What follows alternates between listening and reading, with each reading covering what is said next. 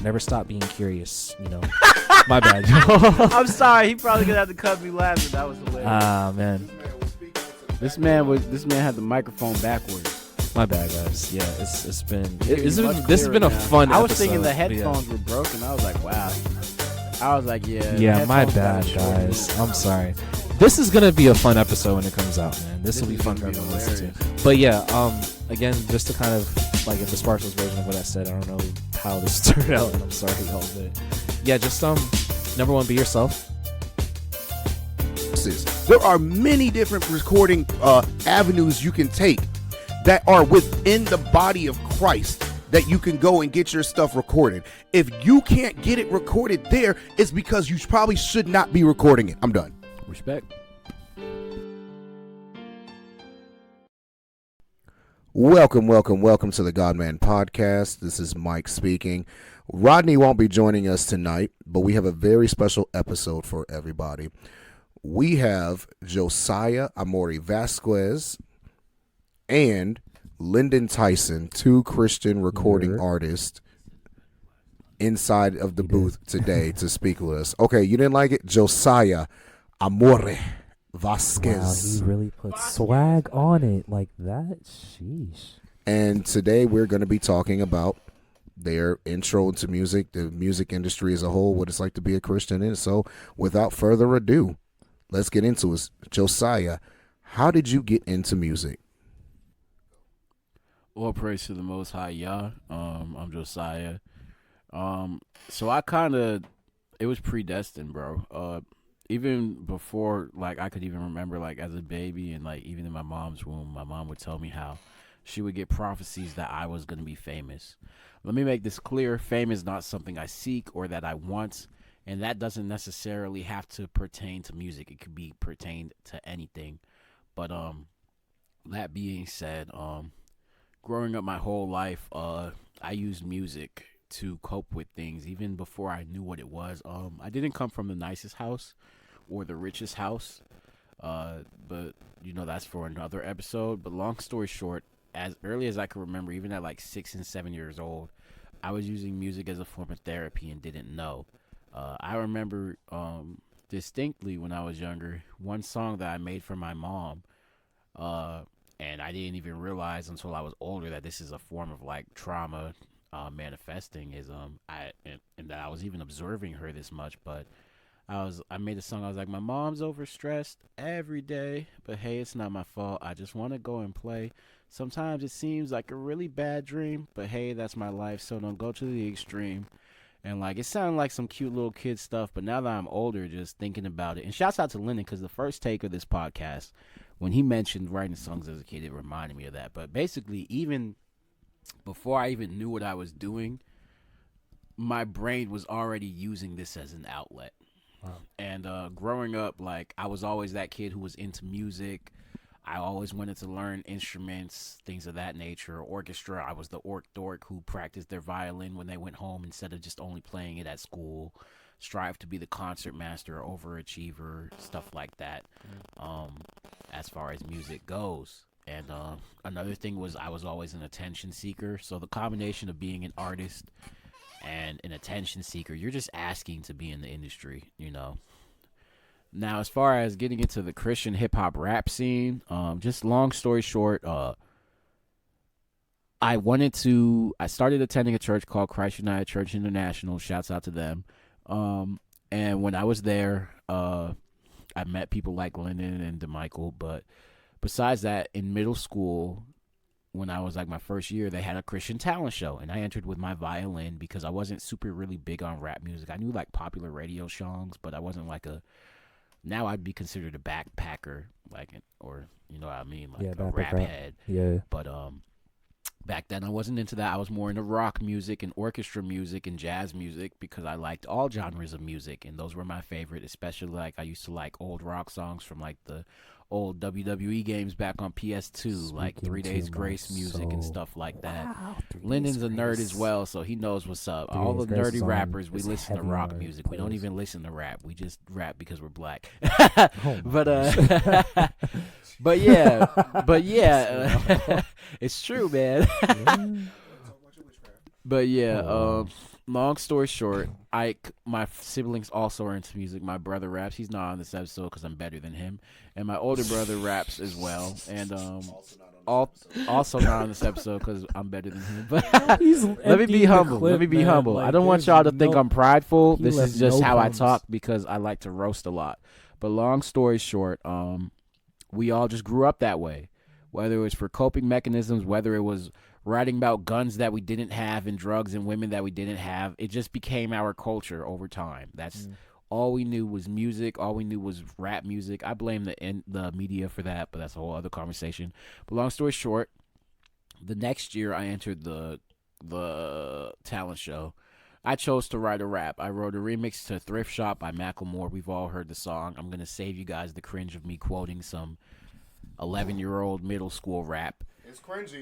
It's cringy, but that was what set the stage. As I mentioned, I was an attention seeker, so I showed the rap to my mom's friend because she came over. Her name was Miss Tasha. She has a background at Juilliard and a bunch of other performing arts schools and stuff like that, and she's a real big hip-hop head and all this stuff, but basically that's her life, that's her career. She would perform, do shows, and all over Atlanta. You've probably, if you're on the Christian hip-hop scene, you've met her. She knows so many people.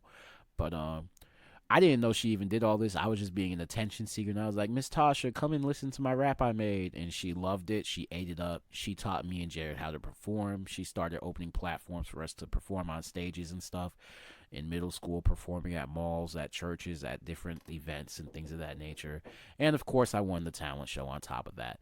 But that's kind of what made me want to do this, is stuff like that. And then just seeing my older brother do it, it's just always been a major influence around how I got into the Christian side of it. Wasn't from that talent show though.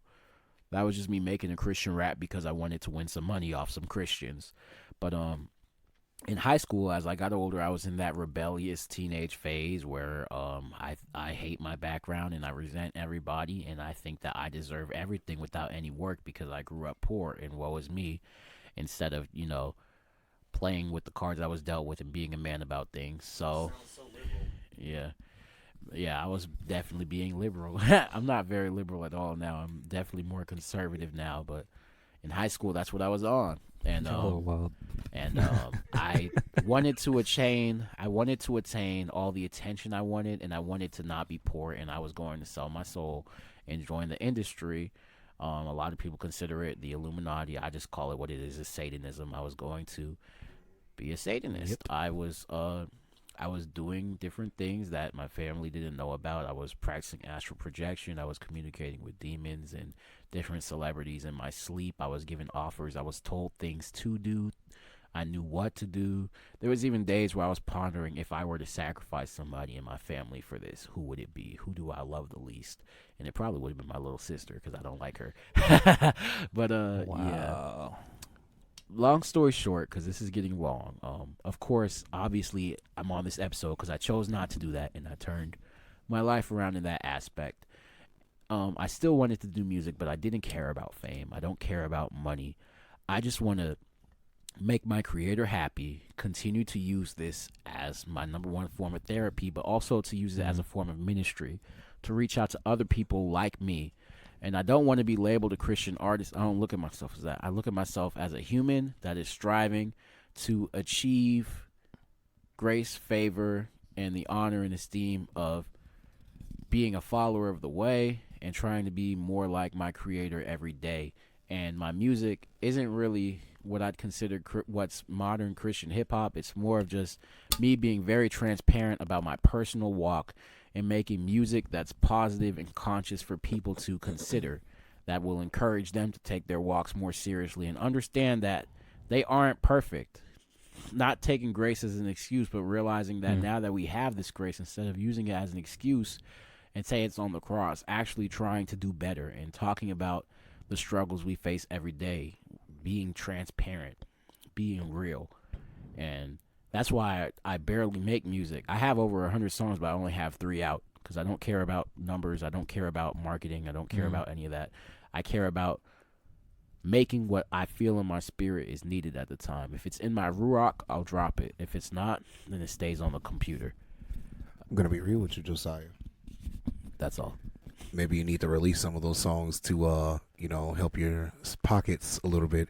It does say your gifts will make way for you, room for you, and it does also say in the word that he gives gifts, and that your gifts are to be used for your own benefit, but also for the benefit of building up the kingdom. Everything inside of you that you need, as far as money, the ability to make income, to provide for family and these nature, are within the giftings that God has blessed you with. That's definitely something to think about, pray on, and consider. I appreciate you letting me know. Yep. So, well, hey everyone, this is Linden, Linden Tyson to be exact. Sheesh. That, you know what that reminded me of? Like, not to get off topic, but you know what that definitely that felt personal. That felt personal. I don't know, but yo, y'all are wild. Nah, it reminded me of what was that one SpongeBob episode? I'm mad I keep quoting SpongeBob over here and there, but it's what's his name? Kevin. Like, he went to some convention and there was like this jellyfish fanatic that he was like just obsessive. He was like, "Hi, Kevin," or whatever. When y'all said that, that reminded me of that episode. I was just like, yeah, that was insane. It's like, "Hi, Kevin." And whenever you say Kevin, I love you, Kevin. Yeah. I automatically think of Ed, Edd n Eddy. Dude, yeah, man. Good times. That's another one of my favorite shows ever, man. I love Ed, Edd n I Eddy. remember Ed, Edd n Eddy. I love that show. And to this day, I still don't know how to whistle, so I fail. But I'll be the main one.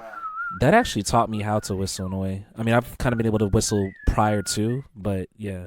I don't know if y'all can see this, but of course not. It's a podcast. But, y'all know that thing with the fingers in your mouth, Paul? Yeah, I could never. I've never been able to whistle with my fingers. Likewise. How do you be doing? I've only seen. I have no idea. White boys do it. I don't know. Y'all are funny. It's a way apparently how they gotta how you have to form your mouth and where you're putting your tongue in your mouth to do it, and then also That's the one form of whistling I can't do, but just like the regular like Andy Griffith type show whistling that I can do. But everything else, yeah. But anyway, got into it, Linden. Yes, so hey everyone, it's your boy Linden. How I got into music, man. Yeah, so I really started when I was young, man. I want to say around maybe 7 years old. I've been writing music since I was 7, which is just wild. I think I've always just been drawn to music. Now I think about it, my dad even, we go different places. When I was living in New York at the time, my dad had this phenomenal mixtape CD. Some of y'all kids don't really appreciate mixtapes these days. You know what I mean? There was a specific mixtape. What y'all consider mixtape is way different today than what it was back then. But my dad had this really. We had actual mixtapes, you know what I mean? They pass you. Dude, I'm telling you. A CD and calling it a mixtape.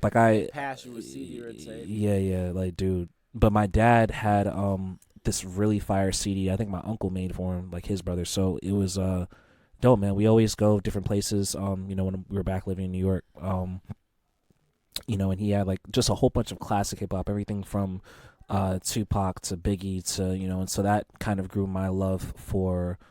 I would just say hip hop.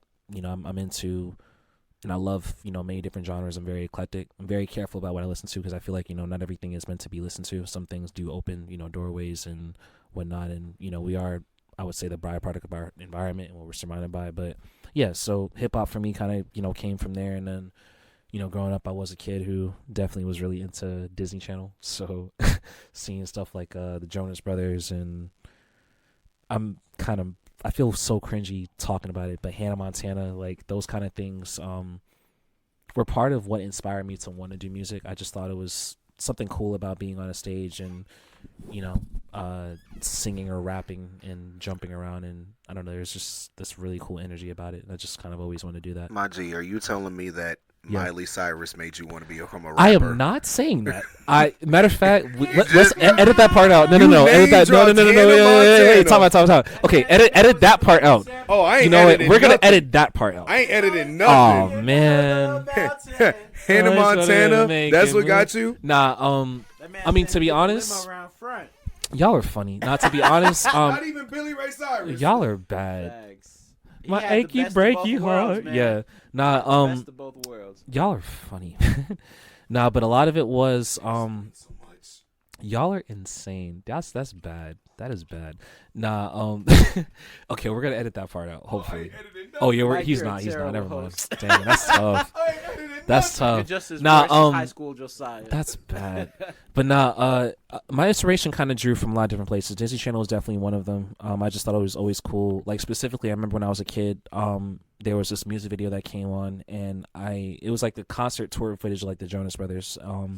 And I don't know, for the life of me, I just saw one. I think it was either Nick or Kevin. I know it was both the brothers, but one of them did like a somersault over each other's back with a guitar. And I just thought that was hang the on. illest thing ever, man. I was gonna ignore the Disney. I made a little Miley Cyrus joke, but you knew the difference between the Jonas Brothers by name. That's crazy. I mean, I've only known like, girls. I'm gonna be that honest. I mean, I'm gonna be honest. I did. Really I knew. like I knew. I thought they the music all, was fire, man. I gotta be honest. I knew like one of them was named Joe, but I didn't know. Yeah. Everyone knows. Oh, y'all don't know y'all don't know the distinction between all three? Heck no. If you I must put be all special, three in front of then. me, I would not know. I must you be different special, then. Ed, Oh, yeah. but what you call I wouldn't know who Joe is. I just know there's a guy named Joe. I don't know who's Joe. But y'all make it seem Joe. like they're like twins, and you can't tell the. I thought they were. I thought they were triplets. No. I was never that invested. They in all that. look different in the face. I like that song Y'all are Paranoid wild, though. bro. I'm not gonna lie. I was bumping Paranoid.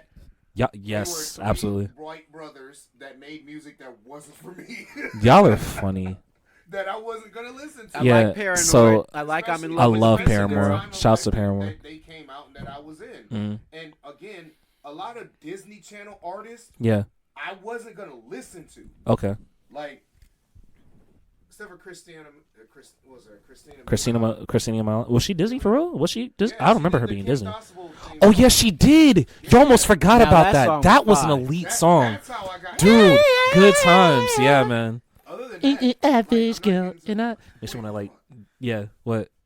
That was good times, man. Justin Timberlake and Britney Spears and then we're in the Am I the only one who watched Brandy and Mr. Whiskers? No, That was I love fire. that show growing up Side too. by side. Mr. Whiskers, you know, like you dig on my nerves here and there, but I love that show. Disney for, I used to have a crush on Brandy. Anyway, Feel you. let's continue with My bad. Sometimes you gotta go down child memory lane, right? As a child, nostalgia or whatever. Yeah. So again, Disney was I would say part of, because I drew inspiration for a lot of different things. A lot of it was Disney. A lot of it was like Josiah said earlier. It was like what was it? Because I'm a huge pro wrestling fan. I love pro wrestling. Like anybody knows me knows I love pro wrestling. So just about every single pro wrestling game you could think of, I grew up playing those games, and the soundtrack on those were always elite. Did you like, spend hours creating your own character? I actually did, man. Believe it or not, each game, Especially literally. the stage, like coming out, my entrance had it to was, be on point. dude. Oh, my man, you're just was like like, me, which- bro. entrance Yo, I would be I had clicking the in between the same pyrotechnics, two yes. fireworks, like firework 13 Literally. or firework 14. Literally. Firework 13, I'll be looking back and forth.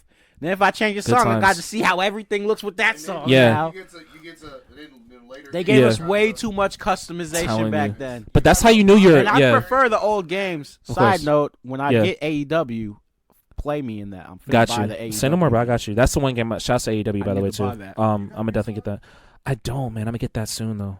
It's the plan I got because that the new PS5. Spider-Man came out. Spider-Man 2. I want that I desperately. need. I I need got that game. Miles Morales. You could whenever I you do have wanna Miles come Morales over and game. play. Yeah. I got the P5. Oh, say less. I want like the most recent Spider-Man game that came out because I heard that thing is like beautiful, Yeah, and I they love gave that me series. Miles Insomniac did Morales their for thing. free. Yeah, I haven't played it though because Okay. I want to play the first one, then Yeah. Miles, then two. I've played each one except the new one, but Insomniac's been doing their thing, man. I love the new Respect, game. I've yeah. seen some footage and whatnot, but I desperately. The only reason I'll probably get a PS5 at this point, It's other than for of course just getting a Spider-Man. PS5, is really specifically for Spider-Man. Like I Yeah. love the series. But anyway, back to my whole upbringing. Yeah.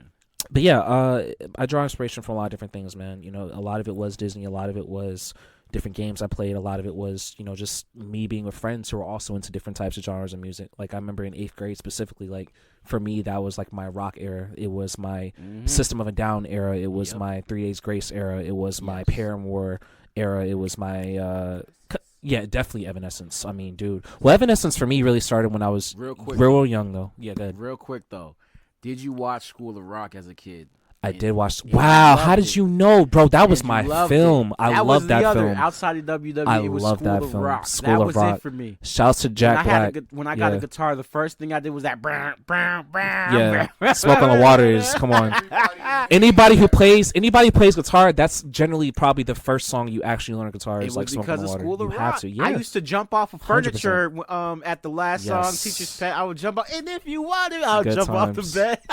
I love that movie, but that was also a part of, so the crazy part is in all this, as I'm telling my story, is like we all kind of similarly like kind of got inspiration from a lot of the same places as far as like our music taste, which is cool. But yeah, so as I got older, man, I just I knew what I wanted to do. When I was younger, I thought initially I was going to be a detective. Yeah, shouts to Jack Black. I thought I was going to be a detective because shouts to my mom's. She was a correction officer, one of the best, and she worked on Rikers Island, which is like, if anybody knows Rikers Island. Oh yeah, like my dad went to Rikers Island growing up. Oh wow, when he was 16. So yeah, you won't be smiling at Rikers Island. I've heard Yeah. plenty of stories. So as loving as my mother is, she's one of the strongest women I know, and one of the toughest women I know. Because Rikers Island is obviously Rikers known Island for is like one the of the fan worst. of I course. think still like top 10. Oh, absolutely, yeah. So she was one of the best there, and initially my dream was as a kid growing up, and even back then I still loved music, but my family was really heavy into, and we are still to this day, Law and Order. So I thought to myself growing up, yeah, SVU has SVU to this day still has a special place in my heart. But I grew up and I thought, okay, I'm gonna probably end up being a detective. You know what I mean? And my vision was catching the bad guys and having lunch with my mom afterwards. That was kind of like the initial plan because I was really into superheroes and whatnot. I thought, well, maybe the best way I can kind of become a superhero since they're not real is, probably being close to it, which would be like, a detective or something in law enforcement. But then I like that. That's great. music, really got a hold on me, and, God just kind of let that be an integral part of, my upbringing and my childhood, to where, everywhere I turned, I was just surrounded by good music, from car rides with my dad to, listen to The Quiet Storm a lot of times, coming home with my parents. Like, a lot of those different things were instrumental in, how I got into music. So that was really it, man. Then fast forward, once I was in high school, I knew that, I was, writing songs almost every day. Like, I would be in the middle of class and, or drawing pictures. Yep. Dude, literally, that's insane that you know that, because that's, if I wasn't writing music and I didn't understand the work, I was literally drawing on my work. I didn't care to do my work. It was crazy. Literally that. So, yeah, for real. That's all we did. That's all we did, man. That's just how we stayed. Somehow we still passed, too. Because for us, need to apply yeah. ourselves. I'm sorry, y'all. Yeah. I grew up also doing music, not maybe learning an instrument okay. until later in life, but I did my damn schoolwork. Nah, I didn't do. I didn't care to. Like, I remember in middle school, they pulled me in a conference and they were like, "Yeah, well, you've calmed down. You stopped beating everybody up on campus, but that's what. If you don't pass like this semester, we're gonna kick you out of orchestra, because it seems like the only thing you care about is orchestra." Because I literally had failing grades everywhere except for orchestra. Okay. And ROTC. But yeah, that's how it was. Yeah. If it wasn't music or art related, we just wouldn't do it. That's how it is. For me, it was like it's that ADHD, man. Well, for me, it was like the curriculum. Oftentimes is very hard for me to understand. So it was like I just resorted to the things I did understand, which was music and art. So a lot of times it'd be like, all right, well, I don't really understand this algebra classwork I've been given. Let me go to what I do understand, and that would result to me like writing music. Or did you ever make songs about your work to get your work done better? I actually did not, yeah, but I would that, write but songs. Yeah. It does, honestly. I think because I had some homies I knew back then who did that, but for me it was more like I didn't really write about songs that helped me learn better. It was more like I kind of wrote from where I'm at, like just situation wise in life, and even till this day I still do. But yeah, I even remember like one of the first songs I wrote, I think was like called Population U. It was about this girl that I thought was just so cynical and just real like, what's the word? I don't know why Mean Girls just came to my head, like the movie, but she was kind of like the literal definition of like the girls that were in that film, like how she acted and presented herself. So I like kind of wrote this song almost saying like, oh, like you're not all that, like you're just, you think everything revolves around you. But fast forward some years later, I went to high school, and shouts to Grayson Tech, I learned how to produce music, because what I wanted to do was basically take the music that I had in my head, like, and kind of translate it out of like my body, so I can actually like have, what I mean. And I was like, so I wanted to like learn how to create the music I heard in my head. Yeah, it's wild. It was a wild process, but I learned through learning how to produce, and from there I just kept going. I'm sorry. No, The problem with mine is, because I think I was just commenting off mic about this. The problem with me is that the trying to produce what I hear out into the atmosphere is difficult because a lot of the time, so I write so many different kinds of music. Okay. Right? So one of the things might happen is I might be writing a choir, like I've written a couple of full church choir songs. Okay. Obviously, I can't imitate a soprano to be able to put that out for it to be recorded for someone else to record. Okay. So I'm trying to think in my head how to give you the notes for you to sing it. And sometimes, especially like, you know, you might have people that are musically talented and some people you don't, but they can sing well. And the problem comes when you're like, hey, I'm going to sing it an octave lower, and you got to start teaching them the bare bones basic of theory because they don't know what that means. The crazy thing for me, though, too, is like I've been taught music theory and I don't fully understand it, but I know how to kind of have been since I was a kid, learn how to like finesse my way through different things. And like for me, the way I'm able to oftentimes create the music I hear in my head, because generally my song ideas just kind of start from really just simple sound that I might have heard or just something that I made on my keyboard and just go from there. Y'all are funny. But what I would also do oftentimes is I would have like some kind of audio recording device, whether it's my phone, whatever, voice memos, whatnot, and I would hum or like kind of mimic the sound that I heard. You are so disrespectful. What? Y'all are wild. We in his room, you roasting him, and you just wipe your fingers on his bed. It's Cheeto dust, man. Y'all are wild. Is he? For those You're of leaving you him who don't leftovers? know, Yeah. Nah, what happened was I'm hungry and I'm Of course. disrespectful, so Oh my gosh. I This was is eating bad. some hot chips and you know, when you got the dust on the hot chips no. accumulate on your fingers. I just wiped it He on was my- looking on out the for his bed. brother, man. He was just trying to make sure that like Yeah, he didn't man. like. Jared gets lonely sleeping at night. So you left him yeah, crumbs? He's not. Hey, Yo. it's better than sleeping with a He girl. left oh gosh. It's better than sleeping with a girl unmarried. You know, he's Oh gonna my sleep with the roaches gosh. unmarried. The little Cheeto dust. So you're giving give some him company. indirectly, He's gonna but get a directly roach giving him happy company? ending tonight. This is But- bad. That's horrible. What's wrong with me? That's horrible. What's wrong with me? Yo, what is wrong with that, man? No. What's horrible is Jared's his response to a lot of roast is, well, that's why I'm not a fornicator and y'all going to hell. Oh yeah, my little brother, bro. That's bad. We just grew up in roasting. You know, I know it's Yeah. bad. It's a bad habit to break, but yeah, we're always roasting each other. And when we Yeah. dogging Jared and he losing, he just be like, at least I'm not a fornicator going to hell. You effing fornicator. That's such a wild. That's Jared's thing. That's such a wild and I feel like unheard of like insult. That's like, that's all. It's so and different. that's why you're going to hell. I'm like, Yeah. hey. Every It's like, time it well- shuts it down. It really It's does. like, well, there goes the fun. Because the messed up part is I can see that in the scenario and somebody saying that and like It doesn't literally matter shutting what it down. it is. It doesn't We could matter be what's going eating on. tacos, and he'd be like, "Well, I didn't eat out a girl. You're going to hell." Like, That's what? We talking bad. about taco? Like, why is it so universally like? Yeah, like Just bro. it works. It's bad. Yes. So Be like, I can't sleep Yeah. at night, Jared. Yeah, you can't sleep without a girl. Going to hell. It's like, bro, what? Like, that's bad. Jared, what's 1 + 1? 2. You and that girl going to hell. That is messed Like up. what? Y'all- Like what? 1 + 1 = 2 more Y'all people are in hell. You wild. fornicator. No. I'm like, what's No. going on, bro? That was That so is long ago. bad. I'm like, Jared, I'm a changed man. Yep, oh change. You're my gonna change your gosh. clothes in hell. It's gonna burn off. It's What? like, what? Wait.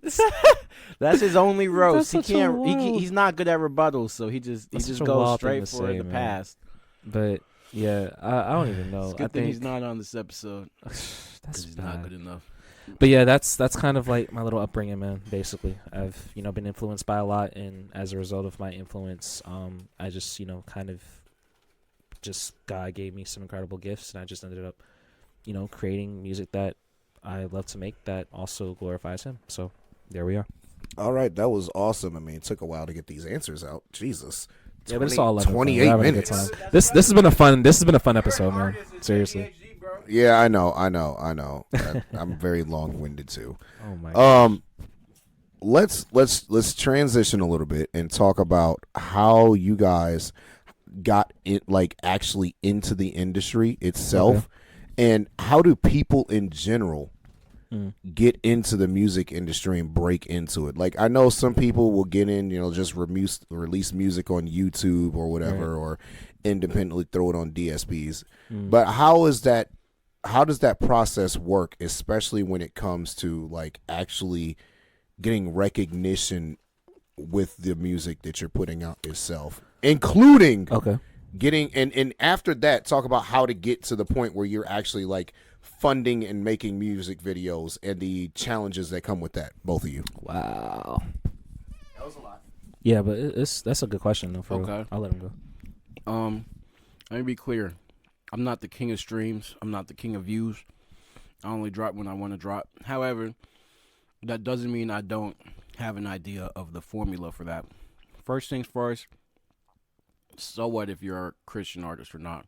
How many streams do you have? How many views do you have?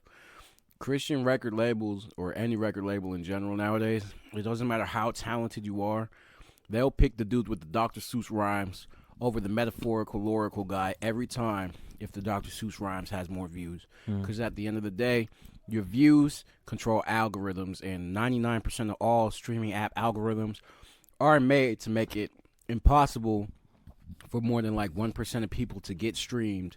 And the algorithms are derived where it's like, if you already have a lot of streams, they're going to keep streaming your stuff. So unless you know somebody who knows somebody, and you are paying for promotion, and you are doing, you want to cut that or not? Nah, keep on. And you are doing everything you need, chances are, you're just not going to do it, man. Like, I know a lot of people who, they're Christian artists, and they just believe that with God's will, you'll be, God will do it. God will move it, da-da-da-da-da-da-da. At the end of the day, faith without works is dead. You can't just drop like... Such a lazy take from people. Exactly, it's very lazy. You can't just drop like and expect to make it just because you're that guy. Right. Faith without works is dead. It doesn't matter. There are plenty of people in the faith. There are plenty of people who are artists who probably sing better than you, rap better than you, freestyle better than you. You know what I mean? It's coming down to who's actually going to grind and who's actually going to do this for real. And by that, it's believing that you can make it. Yes, believing, having faith that you can make it. Discerning whether this is even the path that you're supposed to be on. Understanding where that path is, like what level you're supposed to be on. Like, not everybody's going to be prophesied to be famous. Maybe your music is only meant to get 100 views. Maybe those 100 people are 100 people who needed to hear that. Stuff like that. So understanding... And that only comes with prayer, fasting, and figuring out if this is really for you or if you just so happen to like it a lot. Because I feel like a lot of people in this industry, and it's not their fault, it's more like, especially in the black community, and I really hate to pull race cards, but especially in the black community, we're all, when it comes down to it, 90% of black people that you see, especially males, that you see are either basketball players, football players, or rappers, actors, or rappers. You know what I mean? A lot of us literally just go by what we're programmed. That's why it's called, TVs usually used to be called programming. I genuinely believe that's programming for your brain. So if you're programming your brain to only see people that look like you as a rapper, hoodlum, or an actor, or a dancer, or a football player, you know what I mean? And you're just relating yourself to them because that's all you know, and you have no other influences telling you that you could be a lawyer. You know, it's less than 5% of lawyers are black, but that's another conversation. I might have got that statistic wrong. It's less than 5%, yeah. It's actually like 2%. Yeah, it's like 2%. Yeah, I got that one wrong. But that just proves the point. That's even worse than I thought. But yeah, it's understand. That's why you pray and understand first. If you aren't figuring out what you're meant to do, because there's a lot of people, like I said, that could sing, dance, rap way better than probably 90% of people listening. I know there's plenty of better rappers than me. I may be the hottest in my friend group, but Georgia's a big state. Atlanta's one of the capitals for music. South got something to say. I'm sure there's at least 10 people that I don't know down the street that could do this better than me. So it comes down to, after finding out what your purpose is, if you even have one, you know what I mean? What your purpose is in the industry. From there, it's believing in that purpose, continuing to pray on that purpose, and then seeing if you are meant to be that big thing. Imagine, look at it like this. Let's hypothetically say you do get to that level of fame, that level of success that you wanted, how do you know that's what the Most High wanted for you? Like, good job. You did this great worldly act. What about what I had for you? What about the mission I had for you? What about that young boy who doesn't have internet at home or TikTok, or his parents won't let him get a phone to stream the latest music and he's homeschooled and sheltered?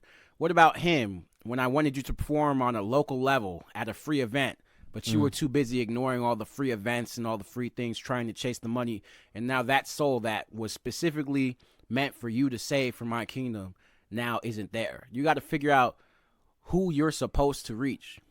I realized very fast, even though I was really good at secular music, I was so good that other rappers paid me to write their lyrics for them. I was getting paid by multiple rappers just to... Yeah, I used to be a ghostwriter. That's fire. Oh, why that's did I stop? fire. Because I told you I didn't want to be a Satanist. But it was to the point where, you know what I mean? What you mean, you mean? You mean with several N's and dot Not dots? Mike over What? here selling out. I feel like, your parents got enough kids. They can afford to lose one or two.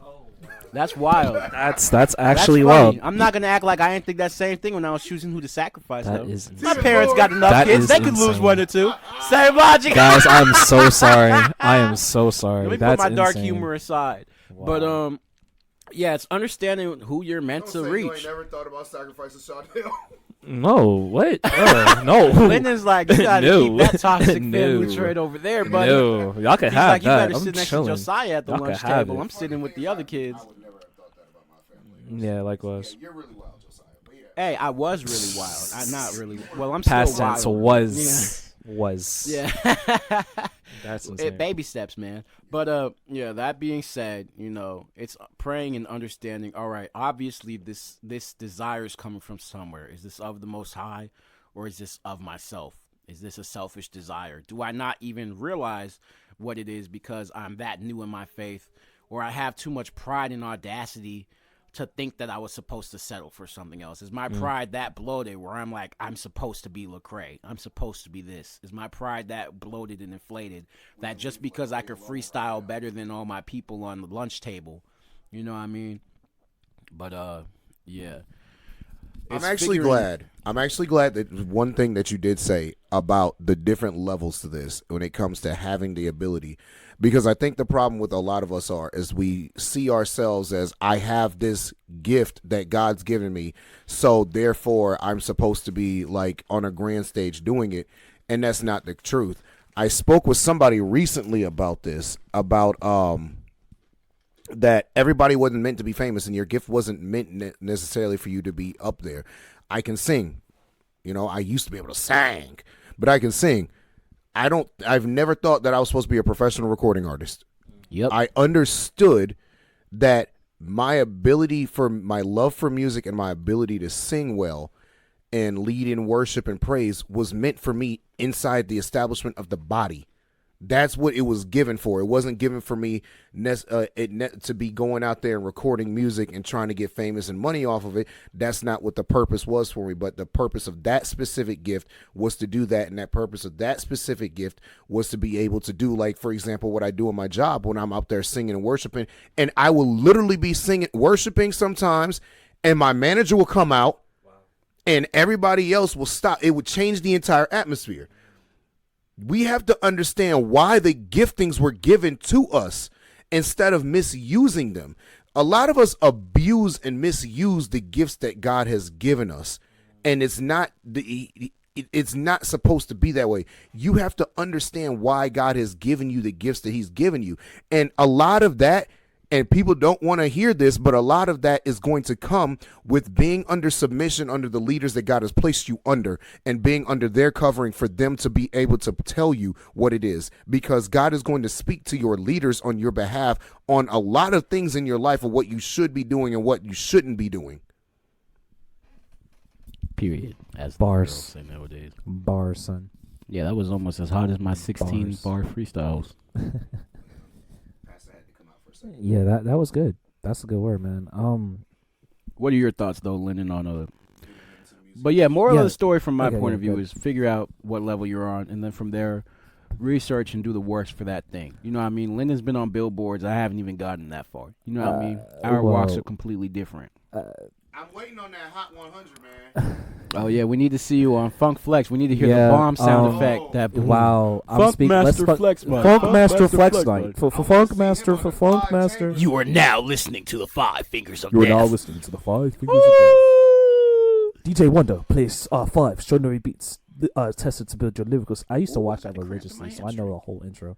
I used to love watching Five Fingers of Death is nice, man. Matter of fact, shouts out to King Los. Yeah, matter of fact, Logic was dope. Yo, his Logic was dope. His was nice. There's several. There's a lot of. There's a lot. Yeah, but yeah, what's your take on it? Yeah, so my take on getting in the industry. So mind you, a lot of people, which I thank God for. I mean, it's 100% God as far as how I'm able to be and do. I'm able to be and do now. You know, God just.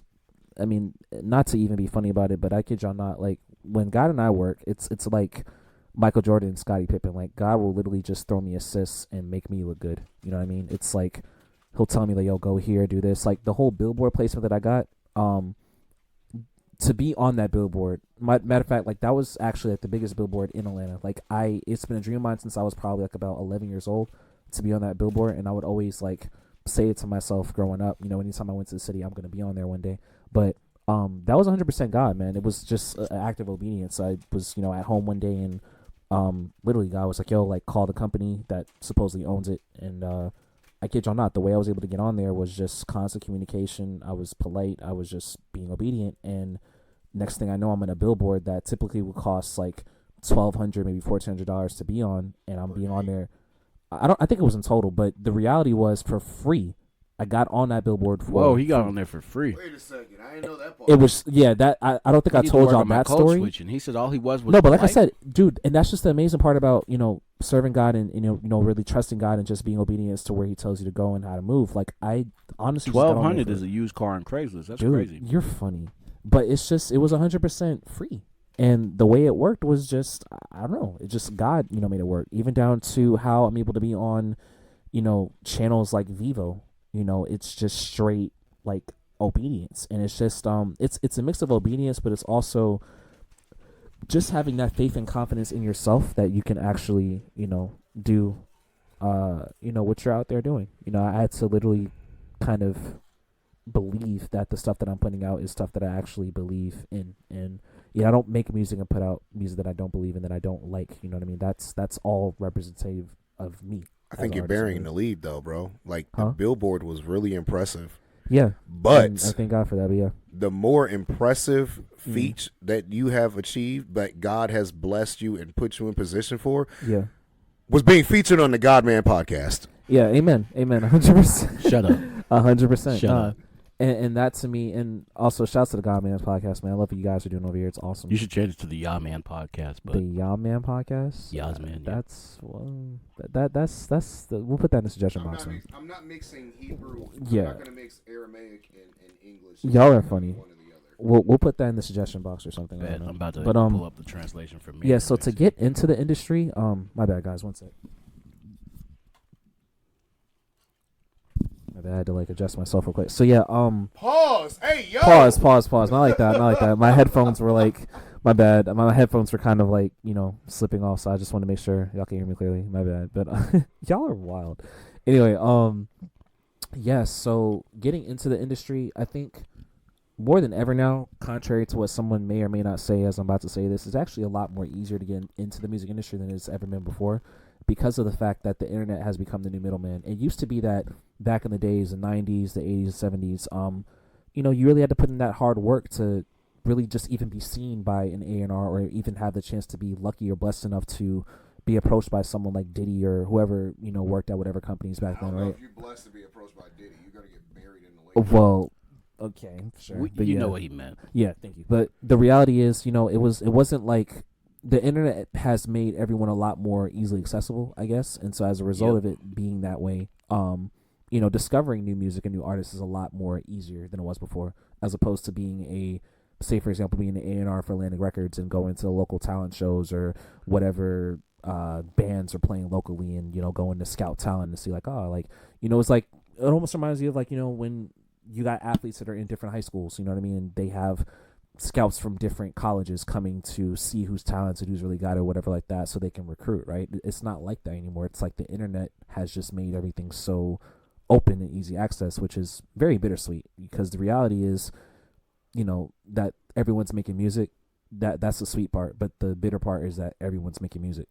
You got those who are, and you got people with bots, all types of stuff. Literally, like people who shouldn't, necessarily be in that position, or really just do it because, which, don't get me wrong, I think as long as there's a good intention and purpose behind the music that you create, that's really what matters. But at the end of the day, if you're really just doing it because it's a hobby or whatever, like, I don't know, I kind of question that. But at the same time, I feel like for me, and from my perspective, getting into the industry is a lot easier now than it has been before, because of just how much access we have. So my whole tips and suggestions would be to, like, number one, you got to believe in yourself. You got to believe in the art that you create. You got to believe in what you're putting out.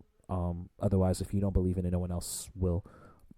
Secondly, just continue to be a student. Like, for me, even though I'm at the level that I'm at and God's blessed me to be here, I'm always continuously learning about this industry. I'm always knowing, like, all right, this album's coming out such and such time. Like, I'm so heavily invested into what's going on. I know everything. Like, I know this is going on over here, that's happening, or I know, the different types of pros, which are like performance rights organizations, your ASCAP, your CSACs, those who collect your royalties for you, regardless of where your music's being played. I know, the art of production, from mixing to mastering to, everything in between, to, just continuously educating myself as to, where to go, what to do, and,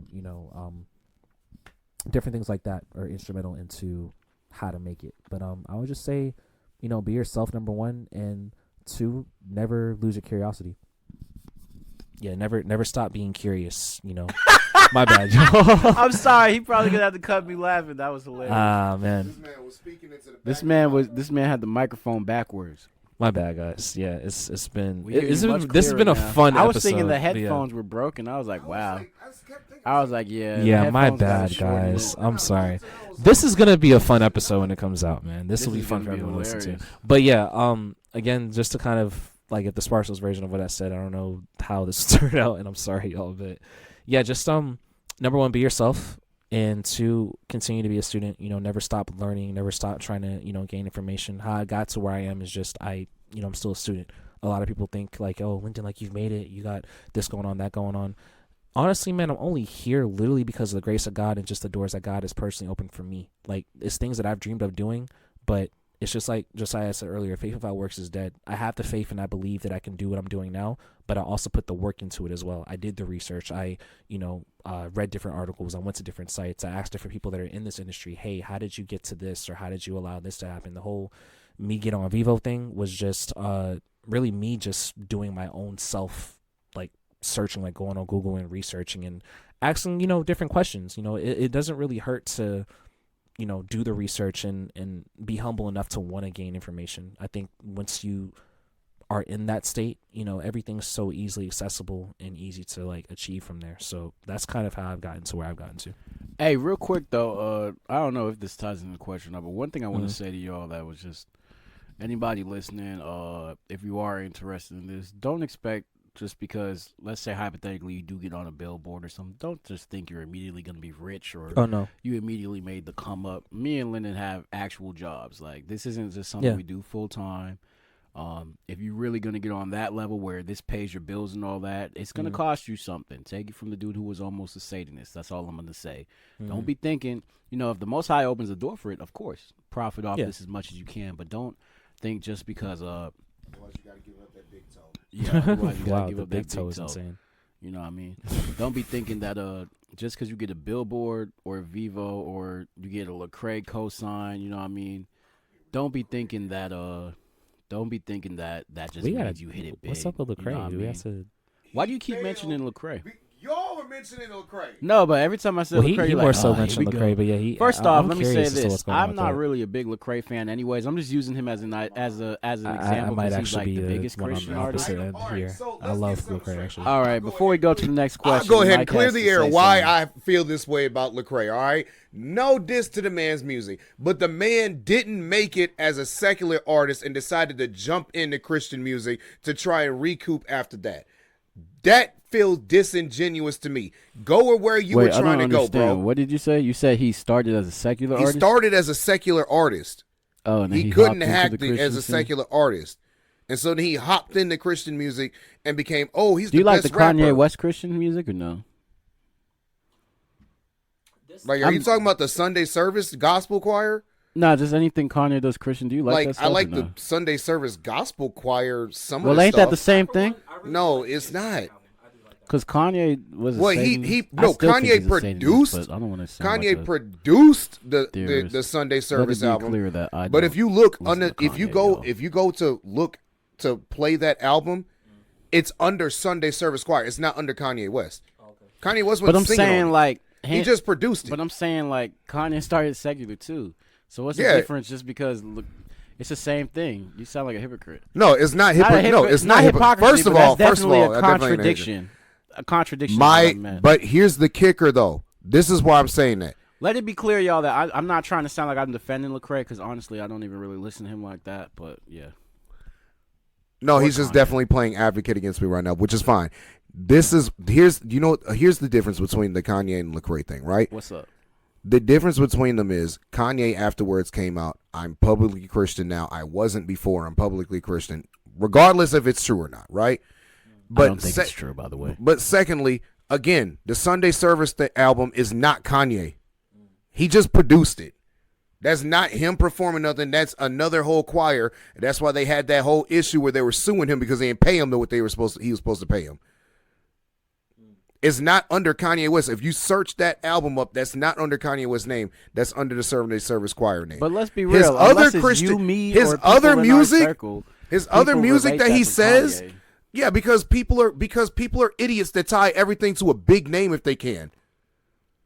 Yes, I called the public big idiots. But let me say this: you don't think about it. This is someone who's already been in the game for years, already made millions, now billions off of this. You don't think maybe his plan all along? You don't think maybe his plan all along was to do that so that way he could capitalize off the big idiots? What I'm saying is, I feel like it's the same thing. He just did it in a smarter way. So that way people like you don't compare him to Lecrae. Because he's not performing on the album. He can't put his... He's not performing. That doesn't mean anything. I done seen plenty of videos of him with the choir. Yes, because I know we all seen that video of his shiny bald head. Yeah, because he started Sunday service. Because he started the Sunday service thing. He brought everybody together. Quagmire giggity with his head like he this sure on was. the piano. While he's standing up playing. Now, don't get me wrong. He started Sunday service. This is true. He started. You're the holy power. We see the videos, man. But again, let's not pretend like just because technically he's not tied to it. Let's not act like he isn't tied to it, bro. But what I'm saying is, did he write the music on there? No. I'm pretty sure I heard them say "You're the only power." That sounds like Kanye West "Beautiful Morning." If you ask me, that's Life of Pablo. What do you mean he didn't write it? Listen, there might. I'd argue that being a composer is the most important part of writing it. What do you mean? I mean, no, he was definitely the composer. Like, all right, what? I'll give you that. He was definitely a composer. Him and a few other people. Just because he in the shadows. Him Batman and a few other works people in the shadows. But either way, no. But the thing is, we all knew about that. We all knew about that. Like, most people don't know about the Lecrae being starting off as the secular artist and now everything about God. Yeah, exactly. Everybody knew that about Kanye. With that argument, I started as a secular artist. I was about to kill my sister. So well, now everybody knows. Yeah, and I don't care. Does that mean I'm in the same boat as Lecrae though? Because I wanted to kill my sister so I could become famous. Shouts out to Jade. Maybe. Yeah, think about that. It's possible. One of your closest friends that you invited to the podcast. All I'm saying is chill out. I don't even like Lecrae, but I am saying like, I also just don't like his music at all. So there's probably some bias. Truth, everybody. There's probably some bias. There's the truth. Mike is looking for somebody to bully because he doesn't like him. It's okay. It's probably some bias. It's okay. There's That's why definitely it's called some bias. The Godman podcast. That's the man coming out, not the God. I'm just saying. It's okay. I'm just saying. That's what you know. It happens. All right, moving past all of this. All right, moving past all the Lecrae bullcrap that we just talked about, the Kanye bullcrap that we just talked about. Goodness, can y'all please let us transition? What's the next question, Mike? We're going to transpose the conversation here. Okay. Yeah, that's right. We're going to transpose this conversation. I haven't heard that term since orchestra. And we're going to go into now, let's talk about the music industry as a whole right now. There are many things that people talk about as far as the well. Hold up, Mister. I have a lot to say. You need to say it. You need to condense it. There are a lot of people who like to say, a lot of people who say that the whole entirety of the music industry, everything about it is evil. It's all Satanist. It's all run by Satan. There's nothing good about it. Even in Christian music, everything's run by Satan and all these Christian artists and blah, blah, blah, blah, and all that, whatever, whatnot, right? Even there's some Christian artists that come up, for example, Skillet, because, they're a Christian band. And their lead singer came out one of the times, and he was talking about it. And he was like, all these bands and all these people that are artists, they say these things, and yet they John Cooper, and yet they forsake what the actual gospel says, and they support different things. And I'm just going to throw one out there, like, for example, the LGBTQ community. And he was talking about, like, look at how many of them are quick to go to not get on their bad side, talking about, oh, well, I love all these people, and I don't think they're doing anything. God loves them and all this. And it's like, but no, that's not that God loves them, but they're also living in sin. If you're a believer, you're supposed to be against living in sin and trying to help people to move out and move past that. So let's just talk about the music industry as a whole and whether or not every single part of it is evil, including the Christian side of it. Dun dun dun. You could go first, Linden. Dang, I was about to talk into the back. I was about to talk into the back end of the mic again. Dang. It's kind of like, where do I start? Like, to be honest, I don't feel like. I'll say this. I don't feel like. Man, this is crazy. Can the microphone hear me eating shit? It probably, yeah, more than likely. You're probably making people hungry as you speak right now, as you're doing that. I don't know. Shouts out to Baja Lemon. I don't know company. That's the name of the chips? I might need to get one of those, actually, now I think about it. Those look pretty good. I thought those are, what you call it, Doritos at first. But yeah, my bad. So, yeah, as far as if you said the whole industry, if it's bad or evil? Just talk about the music industry in general, your thoughts. Oh, man. There's good, bad, evil. I'm going to be honest, man. Right now, I think, I won't say the entire industry, but the majority in itself, and you can see it. And to be honest, I'll even throw a name out there, not even trying to throw shots. Doja Cat. I mean, let's be 100% real. The amount of, like, just in your face Satanism is being thrown throughout, like, her whole new album, all the visuals. I mean, like, dude, it's crazy out here, man. Like, it's just like you can't even. Yeah, and I love her, but it's like, dude, you're funny. Hey, every man think the same. Yeah, y'all are hilarious. But I mean, yeah, man, it's just, I would say now there's a whole bunch of. I mean, I think there's always been a lot of evil in the industry for sure. That's just how it is. There's love, sex, drugs. Like, that's just three of the main topics that continuously get discussed in the music industry, right? Topics or whatever that's always in songs or whatnot. But more than ever than now, I would say, yeah, there's a lot of evil. Like I said, Doja Cat is out here just blatantly promoting Satanism, and I'm just like, yo, like, I've never listened to a Doja Cat song. I mean, dude, I mean, if you, I just know she looked attractive. you're funny, but the reality is, look yeah, attractive, not she looks yeah, attractive. Doja Cat's a very, very pretty woman. But I'm sitting here and I look at it, and I'm like, and again, no disrespect to her, but like, it's just so insane. Like, I was so disturbed to see, what was it, the Paint the Town Red music video. It was all over Instagram one point in time, and I'm looking, I'm like, dude, like, this is just straight demonic. Like, you're not even like, it used to be a point in time where, like, it felt like Satan was just very subliminal with, like, you know what I mean, in the industry. Now it's like he's just like in your face with it. A lot of these artists are just in your face with it. Yeah, you know they what I mean? don't care. Yeah, and it's just like, whoa. So I mean, to answer y'all's question, not make it, a long story. It's half and half for me. I would say more so, yes, there is a lot of evil. I do believe there are a lot of artists out here who are still, for example, even shouts to Tori Kelly. She's a great artist. She's Christian. She makes great music. Tori's amazing. You know what I mean? So check him out. Okay. I'm like almost in love with Tori. Yeah, Tori's amazing. I love Tori. Shouts to Tori. But I mean, it's artists like her that I'm like, all right, like, I can't say the entire industry is on that level, but a lot of it right now is just straight demonic, and I'm like, whoa. So yeah. Including you guys as fake savior Kendrick Lamar. That's funny. Kendrick is very demonic, but Publix makes great chicken, but they are not your savior. That was funny. They are not your savior. Yeah, they are not your savior. My girlfriend brought me snacks for the podcast. She is not my your savior. Yeah, she saved me from hunger. No, that's just Snickers. Snickers. You're not helps you when when you're hungry. but Snickers they are satisfies. not your savior. That's All right, crazy. I guess it's my turn. I can't wait to hear the slack from this. It's probably come from y'all too, but yep, I'm gonna let y'all know now. I'm one of those guys who's either you completely to the left, you completely to the right about something. Mm-hmm. That should let you know where I'm going with this. I believe all of the music industry is satanic. And I'm not just saying that because I was at a point where I was where I had like dreams where I was talking to Drake or talking to demons about it. Or I'm not saying it because of all this research that I've done on it and things of that nature. It's just flat out, you're either serving the Most High or you're not. Whether it's Doja Cat, where it's completely in your face with the demonic worship in the music videos, whether it's ratchet music with Sexy Red talking about her coochie pink and her booty hole brown. Wow. Whether it's... I'm sorry. Wow. Yeah. But he's real about it. It's real. We keep it real. All I'm over saying here, is it's all, you know what I we mean? keep it real Like, over here. one thing I never understood about people is they get so shocked when these people come out like with stuff like Doja Cat when she got tatted, for example, where they get so shocked when they see some like, oh my God, they just threw up the Illuminati pyramid. They get so shocked, and in my mind, I'm like, what did you expect? Look at what they put out. It's Just the because, Rock. yeah, you know what I mean? Like, just because they're just now doing this doesn't mean they weren't already doing it. I genuinely believe that all of the music industry is bad. All of it is terrible. That's one of the reasons why I don't care for fame, because I know that even if I were to hypothetically be like, what'd you say? What you saying?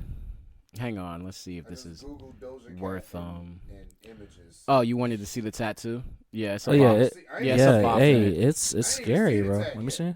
Oh, you're just looking at her pictures in general. Yeah, she's pretty demonic. Oh yeah, but- it's bro.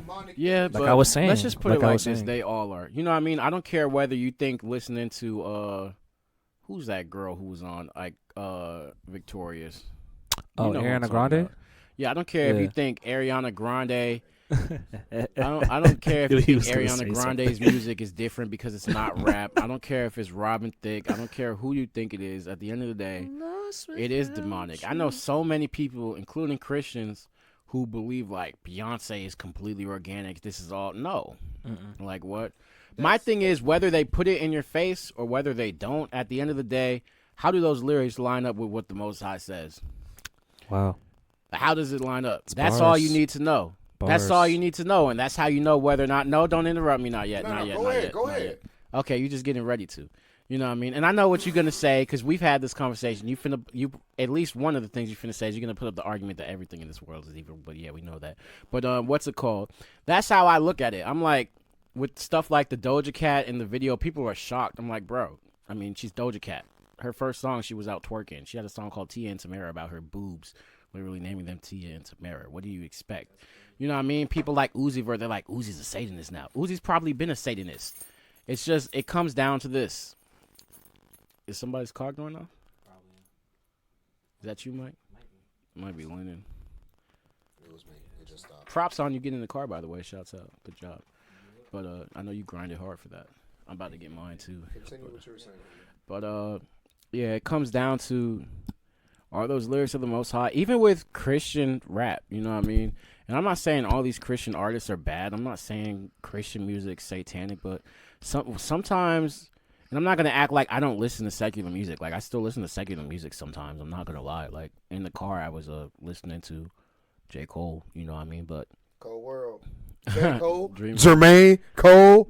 let's not get RDC World in here. But yeah, that's how I just look at it. Is like, don't act surprised. It's pretty obvious that Satan runs this world. I mean, of course, Messiah is the way out of the world, but as long as we're living on this world, to some degree, we're in the matrix, and you just have to either accept that that's where we live in, or just be blind and in denial.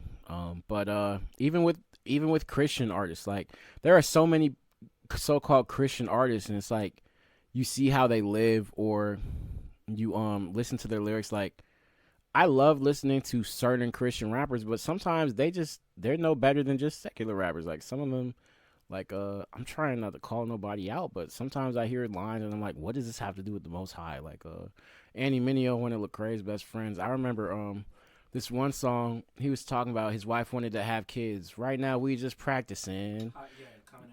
Coming in hot. That's like his most popular song, or at least it used to be. Or like he was like, right now we just do you know the line quote for quote or no? Right now we just practice. What was the line? Say the line, Linden. Yeah, I know this. And Shasta Enemy is my favorite rapper of all time. I know this word for word, but he goes, for me, yeah, for real. Hey, Well, everybody sorry has their that I'm taste. Andy, for me, Sorry. Oh, no, I love Biggie. Your man, my bad. No, you're cool. But Andy, I would say for me, Andy, I think Kendrick is either second or third after him. But yeah, what's the line about practicing? Everyone's got there. Like, what's happening? I'm gonna need y'all to quit asking when me and my wife gonna have some kids. Right now, we just practicing. Yeah, practicing. Teacher says quit rapping, man. That gonna hurt my average. I said thank God I ain't average or something like that. Yeah, like when I hear stuff like that, I'm like, that was cool. But what does that have to do with the Most High? Especially stuff like the line where it's obvious he's talking about having sex with his wife. I'm like, if I wanted to hear about a guy having sex with his wife, I know plenty of secular rappers who could have said it a little more clever than that.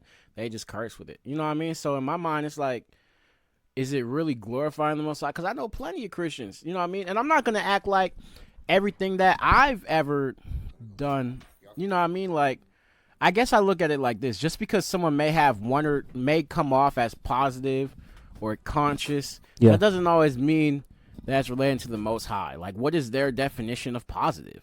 Positive could be their definition of positive could be saying lines like that because they sound cool, and people like me, who's a backpacker, and like Linden, we appreciate lyricism. So I'm sure he also was like, that was pretty hard. That was pretty hard. I forgot Andy Mineo. Like, that was pretty hard. You know what I mean? Yeah, I think but that doesn't mean, you know what I mean, that it's. So that's my take on the industry. I think all of it's bad.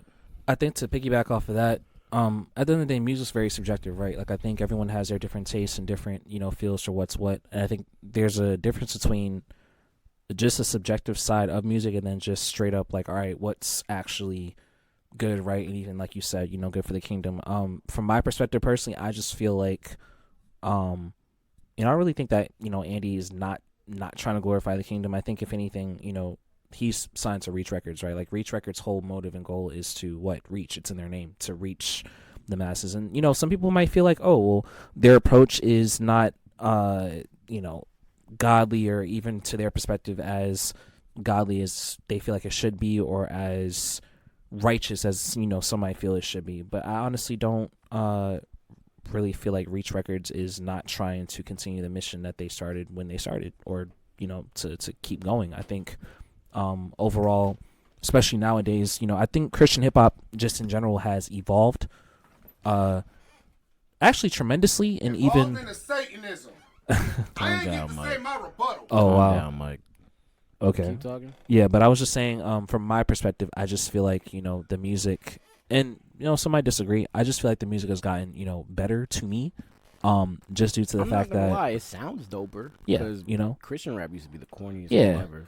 yeah, it was, Barely but was able let's to be take real, it and up it's not to and discredit and, say like, oh, like they weren't trying to glorify God, but like I said, I think the music has just gotten better, because what's happened is, like even with my music, man, like my thing is I rap about what's real in my life, what's going on, like what's actually like where I'm at, at this present time. But I also, am not fearful to give, gratitude to, the God who blesses me to make the music that I create. A lot of times I will, basically almost all the time I involve God in my music, and even just not just in my music, but in my lifestyle, to the point where like people could just look at me and be like, oh, like, yeah, Linden, he's definitely a believer. But the reality is, I don't think that specifically CHH is in this spot or position where, it is promoting Satanism. I just feel like the music has gotten better to the point where, like, yeah, as good as the songs are, it could be something that's played on, say like V103 or something like that. That's just how good the music's gotten. So I think ultimately it's just gotten to a place of, well, and I hate to say it like this because back then it was corny, I would say, but it's a lot more acceptable. Corny back in the day. It's a lot more. It's a more modern easier, sound. yeah, more modern sound, more. It's very. But the good thing about it is the fact that there's like the faith is being, I feel at least, showcased. There's a lot of rappers that are not afraid to talk about God in songs, but they make it actually, and I hate to say it this way, like not trendy, but like cool to talk about Jesus in a way. Like I don't mean to say it like that, but it feels like they've made it. It's like almost like taking a dish or whatever, right? That didn't taste so great, but you add a little bit more seasoning to it, and now it just tastes wonderful.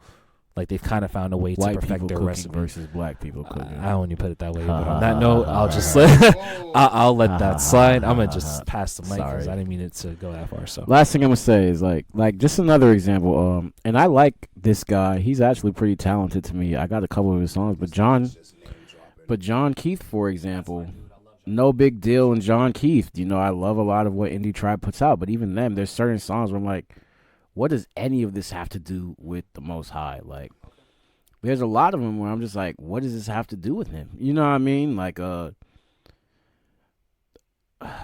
there's so many examples. I just encourage y'all to just look up some of the lyrics. And there is some stuff that is biblically sound. Like, I got that Saltwater song on my playlist. I stayed in saltwater, you know what I mean? You know what I mean? But at the end of the day, sometimes I'm like, and I don't want to compare them to me, but like when I make my music, if I'm saying this is for the Most High, this is for the Most High, and everything has a purpose. It's not going to be a random bar where I talk about how cool I am, or a random bar where I'm like, because the flow was too clever, or a random bar where I just spit an entendre or a metaphor just to show that I can. Who cares? Who cares? Most people don't even like lyrical rap nowadays anyways. I mean, I do. Linden does. You know what I mean? But if you listen to what's really trending right now, they don't really care that much about all this metaphorical crap anyways. Like, I just, you know what I mean? Because it doesn't necessarily sell. Exactly. Like a Kai or whatever. Kill the devil with the Bible blicky. That sounds cool, but like just randomly making drill bars but adding biblical names and saying the devil instead of your ops, like it's still drill bars. What does this have to do with the kingdom? Yes, we know Satan's bad. You know what I mean? Are you actually killing Satan by saying I'm going to hit him with the Bible blicky? Or are you actually going out and laying hands on these people who have these demons? Demon killer gang. All right, but at the same time, let's get your rebuttal out the way, Mike. Well, it's not even a rebuttal. It's more of I'm gonna have to answer my own question now, right? Because I think we got like three. It looks like we have all three of us have our opinions on it, but there's a lot of middle ground between it. Like for the most part, a lot of what you said, Josiah, I completely agree with. I do believe, and well, both of you, I do believe that the majority, if not all, of the music industry is evil now. And not even just from an artist perspective, but from the corporate perspective and what they want to be pushed out. Absolutely. Even when I was listening to Donnie McClurkin come out and talk about this, because you listen to some of the old school guys like Donnie McClurkin and Fred Hammond, who were in this industry, were in gospel, and were the pioneers. Some of the pioneers of making Christian and worship music and gospel music. They don't do anything in the out in the Donnie McClurkin is because his surgery and whatever in his voice, but they don't do a lot of the stuff out in putting music out for radio play and all that stuff anymore.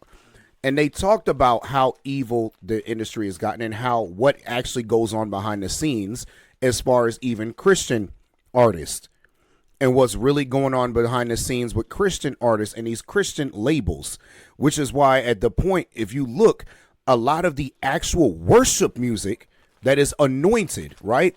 The worship music that you can listen to isn't put out by labels anymore. It's put out by the churches starting their own label within the church to reproduce their own music. Like, next time you want to listen to like an elevation worship song or something like that, check who's produced it. Transformation Church even has their own. Right. All these churches have their own studios they're recording in. Because you can't, they know you can't go to a label to get your music done because it is not of the kingdom. Now, let's talk about music content and right? We're talking about these things, and Josiah, the reason I had to say this is because you were saying that all of it's demonic of what they're saying. And I can't agree with that because just because it might not be a let's say it's not even, let's say the bar or whatever the song they're making is not about God at all, right? That doesn't disqualify them from being a Christian artist. Everything that we rap about or sing about does not have to be specifically about the Most High. We are talking also about real life things. We're talking about also things that entertain. We have to be able to make music for believers that is also just entertaining. Because then it's like, if you don't, then we're going back in time to even the 90s, early 2000s, or before that, where it was, I'm going to listen to my gospel music when I need to get this on, and then, hey, well, I want to listen to something entertaining, so I got to put on that Tupac and Biggie. I got to put on that Kiss now, because the church doesn't make entertaining music. And that's where we have gone so wrong over the years. So now when we're actually starting to make entertaining music, I can't say that any of that's demonic, unless, obviously, unless they're actually saying some demonic things. Yeah, like in that's there. my biggest thing. It's just like the theme behind it. You know Yeah, what I mean? And like, I look unless at they're it like, actually saying demonic I definitely things. get what you're saying, and I just look at it like you could definitely be a Christian artist and have songs that are about the Most High and have songs that aren't really. But I think those songs that aren't really should just be classified as not so bad music, not music for the Most High. No, You and know that's what what I said. I wouldn't say that's music Like, for if I go God, to- but it's music Like, for if the I go to believers. Christian hip hop on Apple Music or something, or Musi. I don't want Christian hip hop to pop up and it has nothing to do with Christianity. You know what I mean? Well, what Just they're 'cause gonna it doesn't do. curse. Well, no, what they're gonna do You with get what that I'm though is what they, because we can't expect DSPs and labels and everything to be completely good when it comes to the separation of genres and things of that nature. They already Because- are good at that. That's why they separate the different forms of rap, trap, boom bap. Oh yeah, they're You know good what I with mean? that. Do that. They just don't want you. know enough, but that's the thing. They know about that stuff. They know about rock, because rock has like 90 different subsidiaries as far as genres under some subgenres. Like, rock is the most expansive music that we have in the world. And it's amazing. It is amazing. And they can do that. Christian music, a lot of this stuff is still new. Think about it. Up until 10 years ago, you only had two categories. You had CCM and you had gospel. That was it. All of this stuff that is now coming out, these new genres and this new wave of things, it's new. So you got to give them time. And also, why, again, this brings me back to this point. Why are we relying on worldly people to be talking about and to distribute, to distinguish our music? If it's made for us, then we are the ones that have to take control of that. That is not for them to do. We shouldn't be going to the world to do that. Again, I said earlier, God gives you gifts. Everything that's been needed by the body has been given to the body. All recording art, all recording capabilities, studio capabilities has been given to the body.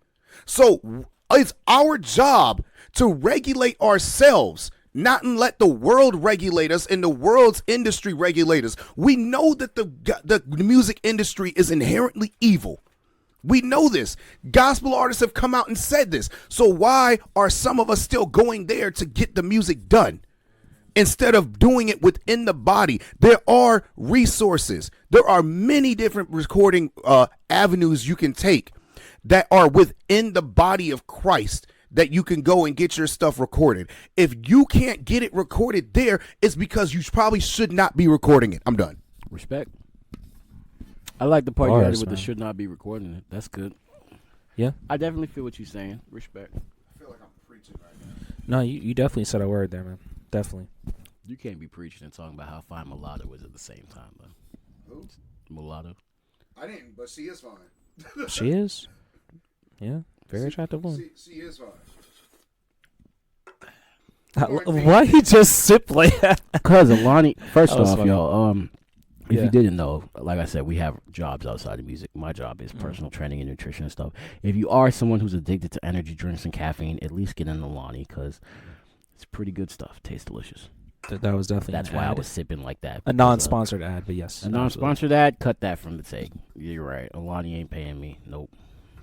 Guys, this They is just might Monster. start after No, that. They I'm might hear this, and you never know. At least it ain't Monster Energy. You might have just got yourself a placement, not even trying to get I hope I did yourself a get a placement. plug. Sorry, I last Saturday I had two of those big You had two Monster Energies. You went from Sheesh. Pastor Michael to Sinner Michael. ones. I don't know what it was. And here's the Yeah. crazy thing: I shotgunned both of them back to back. That's wild. I don't. Shame on I you. felt like trash for the rest of the day. by the way. Shame on you. Sheesh. Let's shame Mike real quick. Nah, I mean, Let's let's turn shame to him. Sadducees for 2 No, seconds. and we're shame. what? Wow, wow. We're not gonna shame Mike. Can't shame me. I've always felt kind of like repelled to drink like Monster Energy because I just always like whenever I look at it, and mind you, everyone has their own personal convictions, but whenever I looked at Monster, I was like, there's something very different and kind of I didn't extracurricular really care about when they came out about it. Yeah. And, like people found out, I didn't really care. I was because in my mind I'm just like, oh, this is crap. I already look at it as evil anyways. Despite that, however, Red Which Bull people is my think I'm a favorite energy negative drink. I love Red pessimist Bull. for. Why? My girl likes Red Bull. Red Bull killed Kevin Samuels? Yes. Allegedly. Seriously? Allegedly? Oh, that's They wild. believe because he was so addicted to the caffeine in it and stuff The man had that a heart attack. because too much caffeine isn't good for you. If you notice his streams, the man was always on Red Bull the entire time. Wow, I never knew that. Yeah, he drank a lot. He drank a And it lot of made Red sense Bulls. because he talked about the lack of sleep that he was getting. And you look even when he was doing the shows, it was late night. I never knew. The man Yeah, was Red addicted. Red Bull gives you wings, angel wings. You're drinking That was multiple funny. Red Bull a day for It's years messed on up. end, bro. What's the next question? Yeah. What's the next question? Never knew that. That's crazy. Yeah. If the next question is if you could have my autograph, yes, I'll give you my autograph after the no. podcast. But yeah, rest in power, the Godfather. This guy, man. Listen, that was the Godfather. I bet. He is missed, except by women apparently. They're like, praise ya! I have never seen people celebrate somebody's death like that. That wasn't.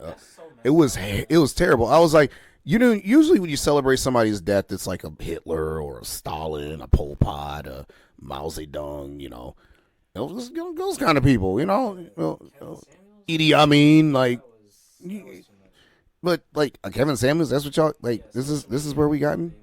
Anyway, let's talk about this. All right, so I want to talk about the effect that music has on the culture and the effect that music has on people in general, like personally, and why you shouldn't be listening to certain things because of the effect that they have. Yeah, good question, man. Music is. My bad. Yeah, okay. Save it for sure. Yeah. All right. So, I mean, if I could just be real, music is just a straight force. I mean, you have, love is a strong force, right? And, there's many different forces like in this world that we live in. But I would say music is one of the strongest forces. I mean, think about it like this. You watch your favorite, sports, athletes, whatever, on their way to, the locker rooms before the game, right? What are they generally doing before they get to the, locker room? Listening to music, right? You look at it as whatever it may be. Yeah, so, like I said, like with athletes even going into games, what typically do athletes do? Or what they're seen doing as they're making their way to the locker rooms before the big game starts. They're listening to music, correct?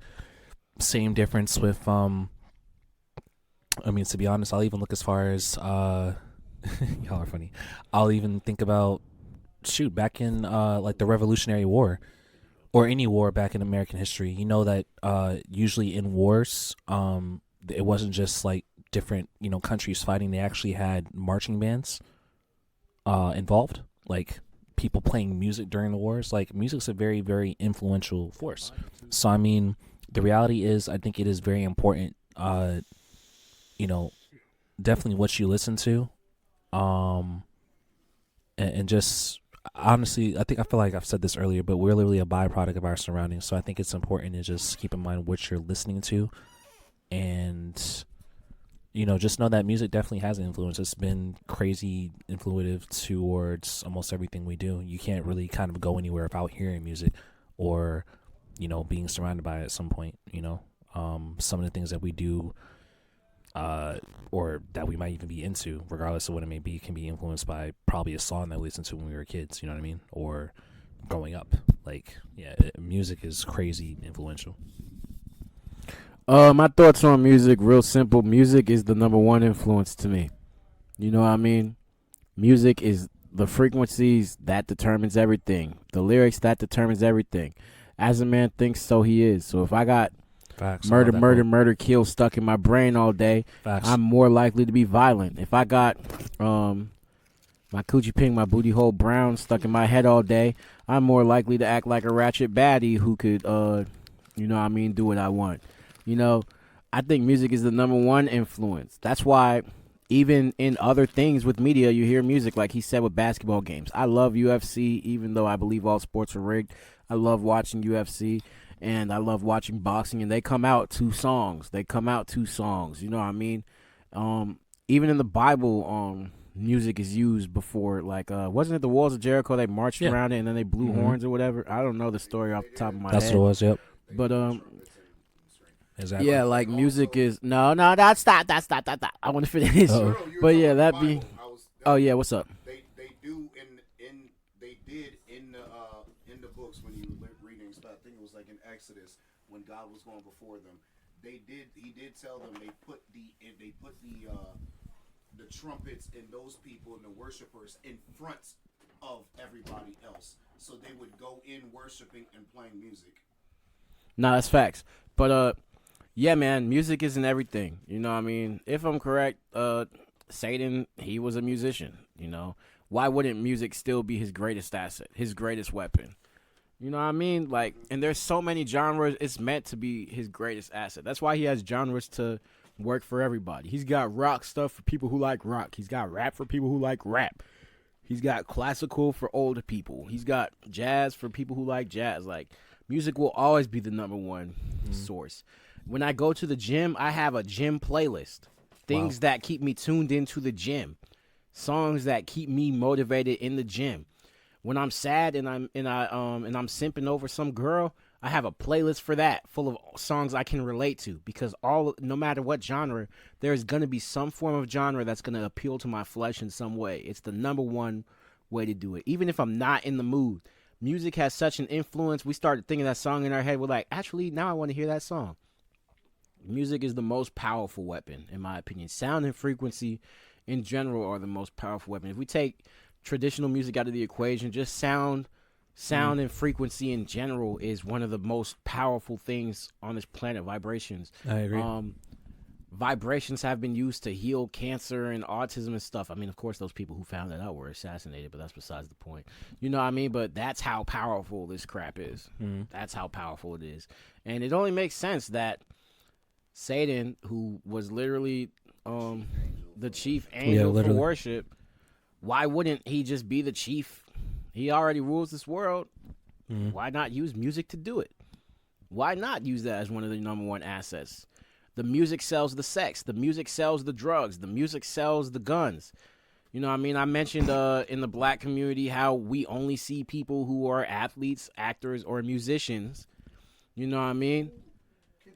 Let's say it like this. Hypothetically, exactly what he said with Kendrick with that. the DNA. The very Sex, last money, few murder, bars of all in our DNA, the very DNA. last second. That's You know what what I it was. mean? Yep. But like outside of the Kendrick reference, like think about it. Like if that is our number one influence, the least they can do is make the song something that's good for us, but they won't. Because they know the power they have. Why would they use that power for good? Why? Why would they ever use that power for good? There's an interview with a Jewish record label owner. They're all Jewish. You know what I mean? But a specific one. I forgot his name. They're all Jewish. Even the guy who owns Pornhub is Jewish. But what's it called? Oh my goodness. Oh yeah, you didn't know that, yeah. But they're God's chosen people, right? Anyways, world. he even said Wait. Hold on. He even said in his interview, like, the music is terrible, but he's still gonna make it because he has a family to pay. Music is the number one influence, and that's just what it is. You know, people who believe that making good music is enough, and you're considered like I had a friend. I'm not gonna name drop him, but we worked at LA Fitness together, and he wanted me to make beats for him and do raps with him. This was right around the time where I was just trying not to sell my soul, and he was doing the exact opposite stuff. And he was like, bruh, it don't matter, bruh. As long as we making music, we going to heaven. You know what I mean? Or I had posted something on my story about Young Thug or some rapper or Tupac or whatever. And he was like, Tupac's music is positive music, so he's in heaven, and what's it called? It's okay to listen to Tupac. I'm like, isn't Tupac also the one who talked about having sex with another man's wife? This is positive music, fornication and adultery. Isn't Tupac the same one who was talking about revenge? Isn't Tupac the same one who was talking about revenge is the sweetest thing next to getting Cudi? And isn't vengeance supposed to be of the Most High alone? Not to be confused with Kid Cudi, by the way. Yeah, not to be confused with Kid Cudi. But yeah, music is the #1 influence. And music is that powerful where people will go as far as to defend their favorite music. Regardless of how vulgar it is, regardless of how bad it is, they will go out of their way. J. Cole went double platinum with no features. You know what I mean? That's the main thing, especially with people like that. They'll be like, but look at what they did for charity. What's the point if the charities are just for tax write-offs anyway? You think they actually care about those people? What's the point in Lil Durk having a video where he's going to his hood giving money to kids, but he's also killing all those kids' older brothers and cousins in that same hood? I'm making the video. Exactly. What's the point of making the video? You want to know why? Because it's all marketing and schemes. They're literally playing double advocate. They're lying in your face, but you want to know why they get away with it? Because the music. It's hypnotic. It's in movies. It's in television. It's on radios. It doesn't even matter. Even the podcast that Mike has right now, guess who made the intro and outro music for that? Me. You want to know what I did? I made a beat that was tuned specifically that Mike liked, that he thought fit the theme of the podcast. You want to know how it fits the theme so well? Because I'm somebody who knows the power of music and knows how to utilize that power. Bars. And that's why Mike likes his podcast music. And that's not me gassing myself because I'm a producer. That's me literally using an example. And Mike is smiling right now because Mike remembers right after I made it, he called me. He was like, "Hey, bro, I ain't gonna lie. That was fire." You want to know why? Rounds. Exactly. Rounds. Exactly. I did do that. I was planning on plugging you at the end with that. He's at the he was 30. Give me a shout out for that. But that's The a 20. prime example. Like, music literally has the influence of everything. It's okay, Mike. You're not the only podcast I did that for. But yeah, music isn't everything. It's the most powerful tool the enemy can use. So once again, I'm gonna have to go ahead. But last thing I'm gonna say, like Uncle Ben said in Spider-Man, really just cut me like off? shut up. I'm the host now. Like Uncle Ben said, in Spider-Man, with great power comes great responsibility. That's why you need to be like me and Linden. This man done lost his mind.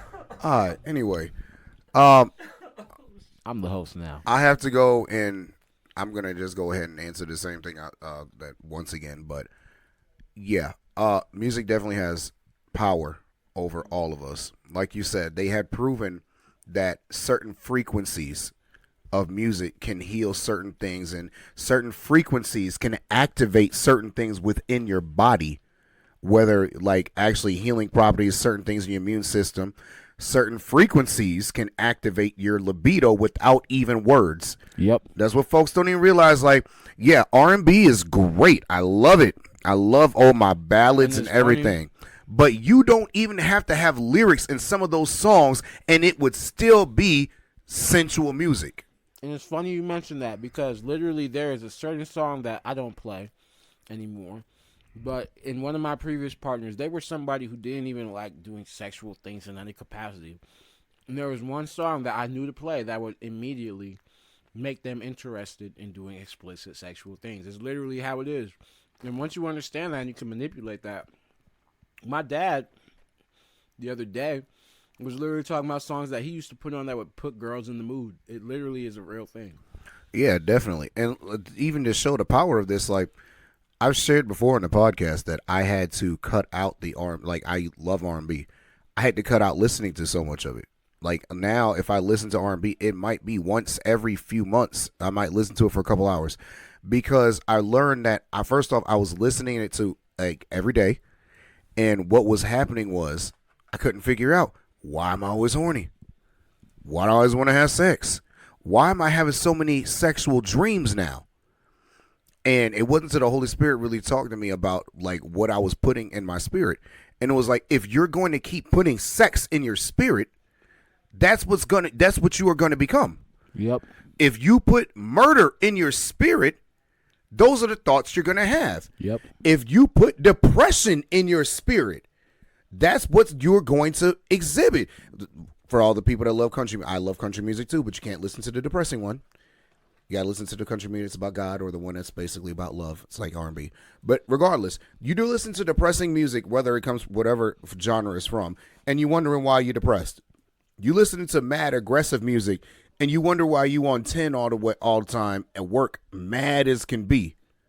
But you know the difference? Put on some praise and worship, or both, whatever. Just start your day off with that. Watch how different your day is, because it does have an effect on you. Music gets into your, not just your subconscious, because even scientifically they talk about how it actually, music permeates into your subconscious and influences your thoughts and actions that way. But it gets into your spirit, and that's the spiritual part of it. And once something is in your spirit, that's what's going to influence the way you think and feel. So you do have to be careful about what you put in your spirit and how you allow to be played around you and what you consume, because that will do that. For example, listen, man of God, I love it. I like going down rabbit holes sometimes and listening to a bunch of murder death music. I'm not gonna lie. I will sit there and put on King Von. I'll sit there and put on I know. Yeah, crazy story. Like, I would sit there and put on like some 5-0. I'll put on Chief Keef, that kind of stuff. I guess the common thing is I like Chicago drill. But I like that stuff. I've come to like that stuff. I love all my old school rap. But I realize if I'm going to listen to that, it has to be in micro doses. And immediately after listening to that, I have to put on praise or worship music, because I can't let that kind of stuff sit in my spirit. I'm not saying there's something wrong with listening to something that, is not Christian music, because there's nothing wrong with that. But what becomes wrong is how much you allow to enter into yourself. It's all a balancing thing. You can't everything's about balance, Like, they even figured this out in the world, that everything's about balance. It's spiritual. That's something that God has ordained. You cannot be out of balance. So you can't allow yourself to go too far one way and not come back the other way. It's going to throw you off. It's going to throw you off balance. Now, next thing I want to do before we end up wrapping up, right? Let's talk movie scores. That's funny. I know. All right, and the reason I say this is because, like, a lot of people have opinions, and a lot of people, like, when I ask people, a lot of people like what their favorite movie scores and things of that nature, or movie soundtracks, they're gonna list stuff like Black Panther 2. They're gonna list stuff that's heavy on hip hop and everything. I want to see where you guys go with, like, your favorite music scores / soundtracks, and, like, your favorite composers that primarily do that. I don't have one. It's too much. It's too good. It's too much. It's too diverse. It's too amazing. I will say some of the most memorable things that stuck out to me as a child was I used to really like ironically the Yu-Gi-Oh! GX theme song used to be really Yu-Gi-Oh! GX. Yeah, I used to love that. But I don't have one. It's too good. Every time I'll name one, I've already done this with my brother. Every time we name one thing, we're like, oh, wait, but what about this? What about this? Mm-hmm. It's too impossible. I don't have a favorite. I don't have a preference. If it's good, it's good. If it's bad, it's bad. It's too diverse for me to even. Okay. But I will say a lot of my playlist, only like 10% of my playlist is probably rap, and I'd say a good 35% is soundtrack music from whether it's TV, video games, or movies. I was listening to the 007 Nightfire video game playlist at work yesterday. That's special. Just to give you an idea. You know what I mean? And 007 Nightfire, bro, that was a game that came out on PS2 like around the time I was born. So, yeah, I don't have one. And at the same time, I'll also listen to, if you look at my playlist right now, my history, I was just listening to Gen 3 Pokemon, Emerald, Ruby, and Sapphire music. Like, I listen to everything. It doesn't matter. I could be on Youngboy one day, and I could be on Beethoven the next, and I could be on Homeboy who made the Star Wars soundtrack another day. It doesn't matter. Yeah, John Williams. Shouts to John Williams. I would say I love it all, though. And one day I aspire, if it's the Most High's will, I would love to compose. I mean, I already do technically. Shouts out to Lil Tim. It's a Christian cartoon by a guy named Jason Hawkins, great guy, black owned. But I already make a lot of the music for that. Okay. My favorite, I would say, composer of all time, it would have to be. Shouts to Hans Zimmer. Hans Zimmer is the freaking GOAT. I love Hans Zimmer. A lot of, I think I really got into him more. Well, wow, yeah, I almost forgot about Pirates. Pirates is definitely one for me. A lot of the DC stuff I was really drawn by too, because when he did the Man of Steel soundtrack, that just took me to another planet. The Batman series with Christian Bale. That too. I mean, bro, that was when fire. I think about it, like I can even hear it now, like the nah, like that. Just as I think about it, gives me chills, right man. now. Yeah, I know. And it's crazy because Hans Zimmer actually helped produce. I think it was the Amazing Spider-Man 2 soundtrack. Well, I know for a fact the one song I love. It's On Again. It's him, Alicia Keys, Kendrick, and Pharrell, and they just destroyed that. It's such a nice put together.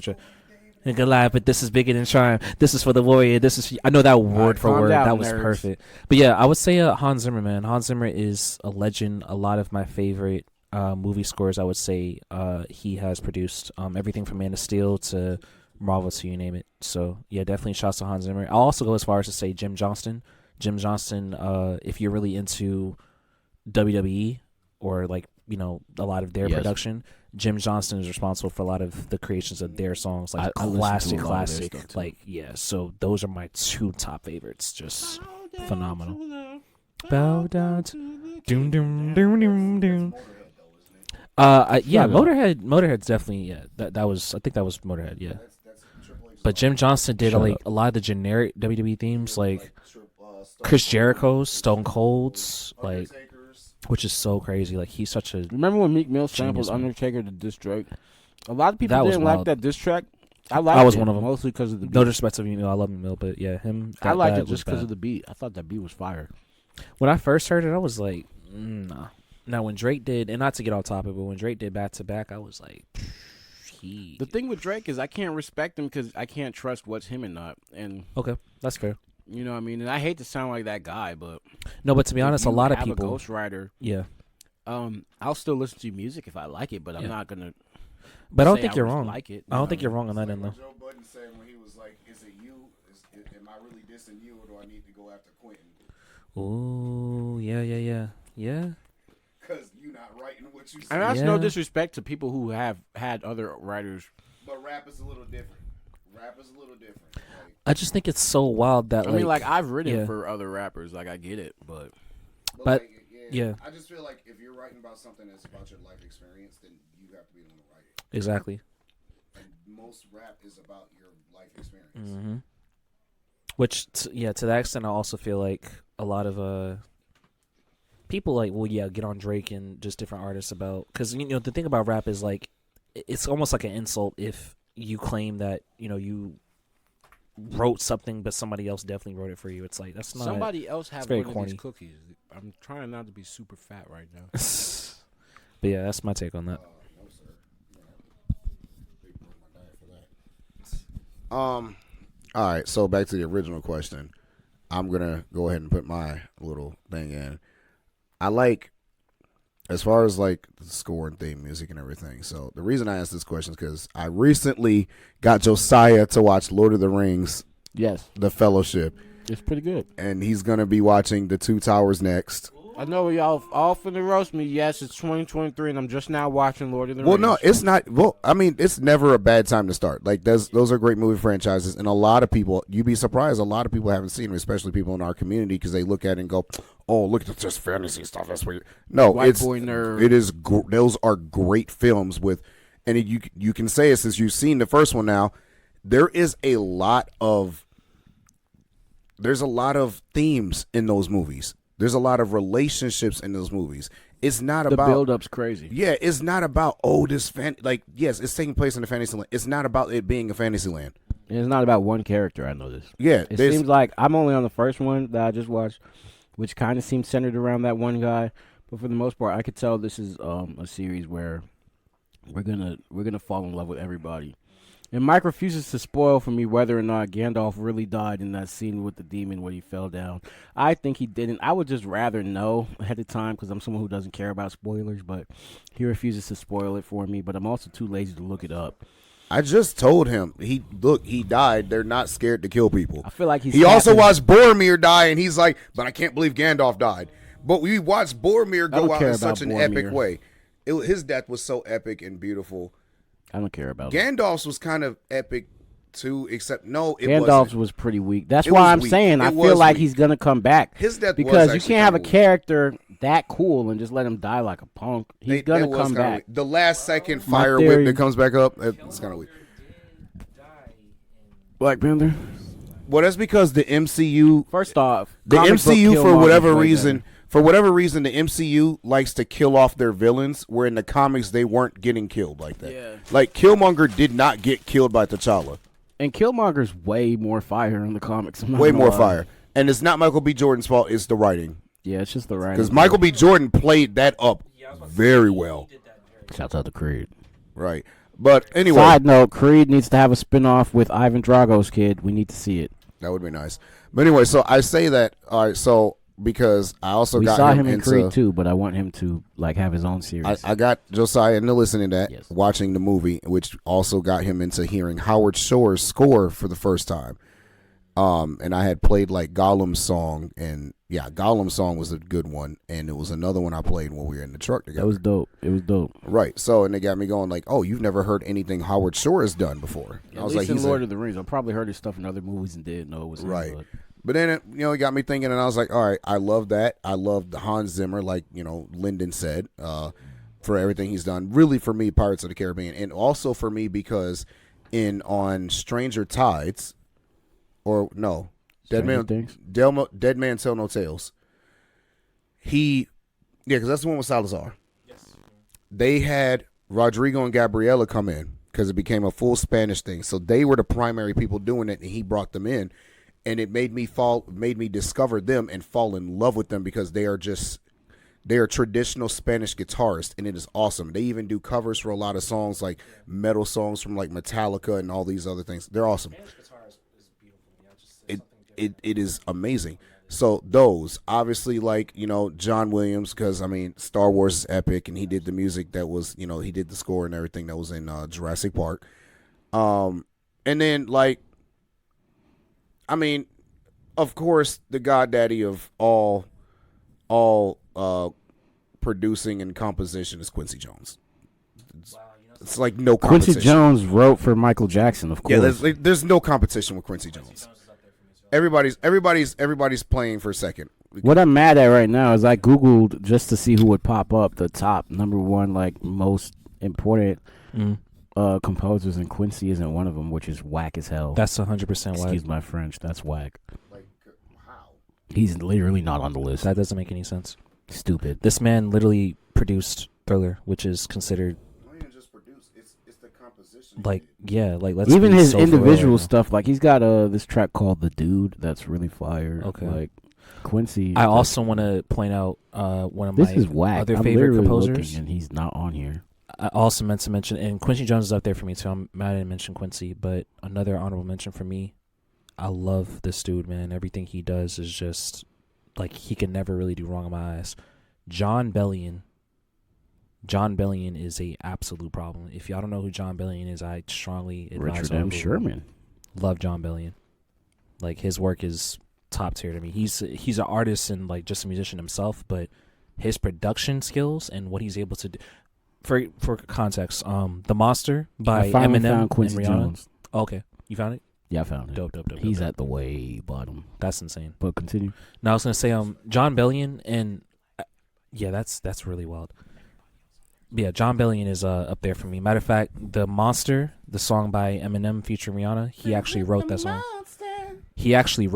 I hated that song. I mean, that's fair. I loved the way you lie. But I highly encourage y'all, man. If y'all don't know who John Bellion is, please Google John Bellion. I love that dude, and I can't wait to work with him one day. He is one of my all-time favorite. That's right. Speak it into existence, bro. I'm telling you, bro. I will. Like, I love John Bellion. You did that billboard. Yeah, so I'm gonna work with John one day, but yeah, he's like up there for me as far as favorite composers of all time. Love him. All right, that is awesome. And with that, I mean, we're gonna just go ahead and end it on that note. It was great having the two of you guys join the podcast today, where we had this little special going. I'm sure we were your most electrifying guests. Actually, no, Pastor David was easily my most electrifying guest. Sheesh, no chances, just straight. I mean, that's like, my cousin. Oh, I love him, man. Shouts to yeah, him. like, well, no, if we want to go electrifying guest, then no, probably yeah. All right, electrifying. But then again, That's a dub. Then again, like if the sound quality wasn't so bad, the cruise podcast would have been way better. Where we had everybody in that room. Yeah, cruise control. Or one of these podcasts with me, Rodney, and Christina. Ah, bless up, Christina. She's not on the podcast anymore. Yeah. She just dropped out. We'll probably have a special. Tell you what, we might just need to have a try to do special one next episode. week. Yeah, I have to get a sound mixer. I can't ask for the one at the church because I told them I wasn't gonna be there for another week. But Okay. But yeah, this has been the Godman podcast. We love you guys. We pray that you guys are safe and under the protection of the Lord and in His will until we meet again over these airways. And y'all know how we do. We're going to want to end this out with a scripture. And this will be coming from the book of Judah, chapter 1, verses 24 and 25. The same one I did last week. Now unto the one who is able to keep you from stumbling and present you blameless before the presence of his glory with great joy. To the only God, our Savior, through Yeshua the Messiah, one Lord, our Lord, be glory, majesty, power, and authority before all time, both now and forever. Amen.